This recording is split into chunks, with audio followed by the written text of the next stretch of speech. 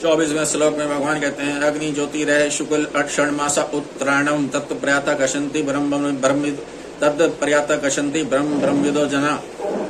जिस मार्ग में ज्योति प्रकाश स्वरूप अग्नि का अधिपति देवता, दिन का अधिपति देवता, शुक्ल पक्ष का अधिपति देवता और 6 महीनों वाले उत्तरायण का अधिपति देवता है, उस मार्ग में शरीर छोड़कर गए हुए ब्रह्मवेत्ता पुरुष पहले ब्रह्मलोक को प्राप्त होकर पीछे ब्रह्मा के साथ ब्रह्म को प्राप्त हो जाते हैं। इस भूमंडल पर शुक्ल मार्ग में सबसे पहले अग्नि देवता का अधिकार रहता है। अग्नि रात्रि में प्रकाश करती है, दिन में नहीं, क्योंकि दिन के प्रकाश की अपेक्षा अग्नि का प्रकाश सीमित है। अतः अग्नि का प्रकाश थोड़ी दूर तक, थोड़े देश में तथा थोड़े समय तक रहता है और दिन का प्रकाश बहुत दूर तक तथा बहुत समय तक रहता है।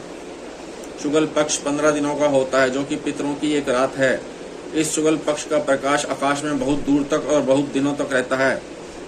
इसी तरह से जब सूर्य भगवान उत्तर की तरफ चलते हैं तब उनको उत्तरायण कहते हैं, जिसमें दिन का समय बढ़ता है। वह उत्तरायण 6 महीने का होता है, जो कि देवताओं का एक दिन है। उस उत्तरायण का प्रकाश बहुत दूर तक और बहुत समय तक रहता है। तत्र प्रयाता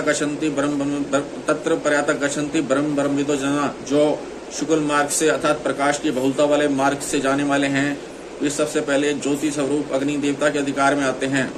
जहाँ तक अग्नि देवता का अधिकार है, वहां से पार कराकर अग्नि देवता उन जीवों को दिन के देवता को सौंप देता है। दिन का देवता उन जीवों को अपने अधिकार तक ले जाकर शुक्ल पक्ष के अधिपति देवता को समर्पित कर देता है। वह शुक्ल पक्ष का अधिपति देवता अपनी सीमा को पार कराकर उन जीवों को उत्तरायण के अधिपति देवता के सुपुर्द कर देता है।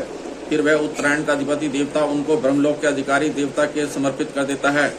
इस प्रकार वे कर्म पूर्वक ब्रह्मलोक में पहुंच जाते हैं। ब्रह्मा जी की आयु तक वे वहां रहकर महाप्रलय में ब्रह्मा जी के साथ ही मुक्त हो जाते हैं, सच्चिदानंद घन परमात्मा को प्राप्त हो जाते हैं। यहाँ ब्रह्म विदय पद परमात्मा को परोक्ष रूप से जानने वाले मनुष्यों का वाचक है, अप्रोक्ष रूप से अनुभव करने वाले ब्रह्मज्ञानियों का नहीं।